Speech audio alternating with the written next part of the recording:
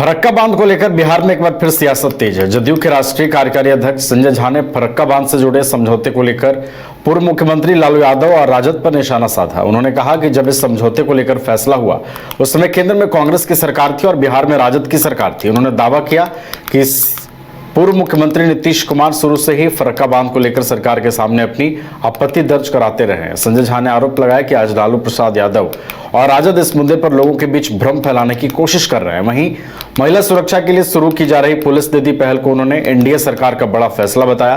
उन्होंने कहा कि महिला सशक्तिकरण के क्षेत्र में नीतीश कुमार के कार्यों को इतिहास में याद किया जाएगा। बिहार में 1 करोड़ रोजगार और नौकरी देने के लक्ष्य को भी संजय झा ने स्वागत योग्य कदम बताया। मैं देखिए बार बार एक ही चीज को पूछने को कोई मतलब नहीं। मुझे एक चीज बताइए ना, आप शायद नहीं थे उस दिन, हम तो ऑलरेडी बोल चुका है ये बात। एक चीज बताइए कि ये ट्रीटी कब हुआ? मैं सीधा सवाल पूछता हूँ, 96 कब दस्तखत कब हुआ उस पर?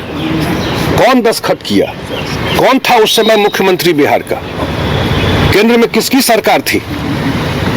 तो जब दस्तखत करके आप सेल आउट कर दिए बिहार के इंटरेस्ट को, उसके बाद प्रवचन दे रहे हैं बैठ करके कि हम यहाँ भाषण दे दिए वहां भाषण दे दिए। अरे जब हो रहा था उस समय क्यों नहीं रोके उसको? आज जैसे ट्रीटी का समय खत्म हो रहा है तो हम लोग कह रहे हैं ना कि इसका नवीनीकरण नहीं होना चाहिए, या उस समय भी गलत हुआ था।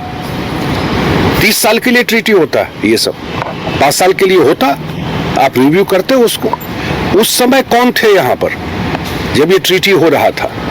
नीतीश जी तो शुरू से बोल रहे हैं इस चीज को।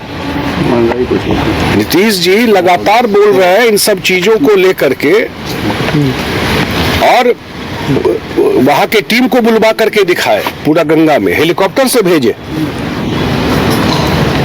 अब हम लोग भारत सरकार से यही अपील किए हैं, JDU as a party, Janata Dal United, कि भाई ये बिहार के लोगों के इंटरेस्ट के खिलाफ है ये, और जब ये ट्रीटी या तो रिन्यू नहीं हो और अगर कोई आपको अदरवाइज कोई डिप्लोमेटिक बात है तो बिहार का जो पानी का जरूरत है उसके इशू को एड्रेस करके ही कोई बात हो। और ये मैंने उठाया पार्लियामेंट में, तभी से चर्चा शुरू हुई है।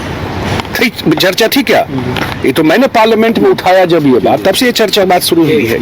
नीतीश तो ये है महिला सशक्तिकरण को लेकर काम किया। आज 3 बड़े तोहफे सम्राट की सरकार देने जा रही है। बहुत बड़ा तोहफा सम्राट जी की सरकार, एनडीए सरकार देने जा रही है यहाँ पर, और सम्राट जी मुख्यमंत्री है। और महिला सशक्तिकरण में नीतीश जी का जो काम है, मुझे लगता है कि कभी इतिहास लिखा जाएगा, उनका अलग अलग किताब लिखा जा सकता है उनके कार्यकाल का, लेकिन सबसे महत्वपूर्ण कोई बात लिख सकता है कि एक नेता के डिसीजन से 50% महिलाएं हैं, उनके जीवन पर क्या फर्क पड़ सकता है। शायद देश में हमको तो कोई नेता नहीं दिखाई पड़ रहा जो इस तरह का काम किया हो, और इस 20 साल में ही इतना बड़ा परिवर्तन उनके जीवन में आया। आप सब पत्रकार हैं, ये कोई मैं कहने के लिए नहीं कह रहा हूं, लेकिन खुद आस पास घर परिवार सब देखते हैं, इतना बड़ा चेंज उनके जीवन में आया।